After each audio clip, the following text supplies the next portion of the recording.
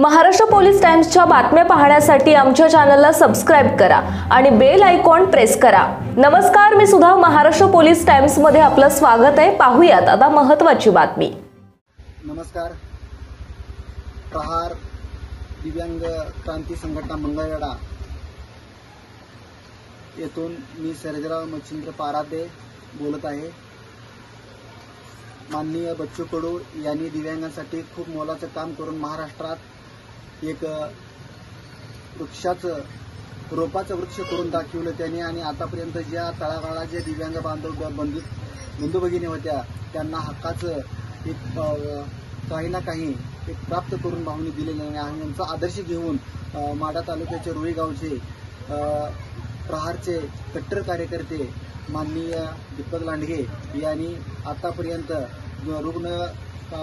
दिव्यांगांना तर मदत करतात, परंतु ज्यावेळी कोरोनाच्या काळामध्ये त्यांनी स्वतःच्या गाडीत स्वतः असं पेशंटला नेऊन दवाखान्यात नेणं आणणं करून त्यांचा बऱ्याच वेळात जीव वाचवला केला। पुन्हा डिलिव्हरी महिला असतील त्यांना दवाखान्यात नेऊन त्यांचं प्रसूती ठिकाणी मदत करून असे अनेक त्यांनी खूप मोलाचं काम केले। आणि तसेच महाराष्ट्रातून जर म्हणायला गेलं तर स्वतःच्या रक्तानं पत्र लिहून पाठवणारा एकमेव कार्यकर्ता असेल तर दीपक लांडगे हे असतील। एकनाथ शिंदेंना पत्र स्वतः रक्तानं लिहिलं होतं आणि त्यांना म्हणलं होतं की भाऊंना मंत्रिपद द्या असा म्हणणारा भाऊचा कार्यकर्ता दीपक लांडगे आहे। त्याने येणाऱ्या काळात भाऊने सुद्धा दीपक लांडग्यासारख्या कार्यकर्त्याला बळ देऊन त्याला पक्ष वाढवण्याचं साम्राज्य ताकद द्यावी आणि पुढील कामात शुभ येण्यास त्यांच्या कामाच्या बद्दल मी त्यांना शुभेच्छा देतो। जय हिंद, जय महाराष्ट्र, जय प्रहार। मी अपंग जरी असलो तरी मनाने अपंग नाही, यासाठी भरभरून कष्ट करण्याचं दोन्ही हातात सामर्थ्य आहे।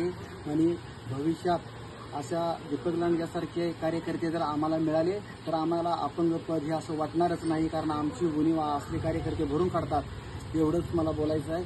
आणि जे ते काम करतात त्यांच्या कामाबद्दल खूप मी अभिनंदन। दिव्यांग बांधव सर्जेराव पारादे हे दिव्यांग असूनही एखाद्या कार्यकर्त्याच्या चांगल्या कामाचं कौतुक करून त्याचं मनोबल वाढवण्याचं काम करत आहेत। त्यांचा मी मनापासून आभारी आहे। महाराष्ट्र पोलीस टाइम्स चॅनलला लाईक आणि सबस्क्राईब करा। धन्यवाद।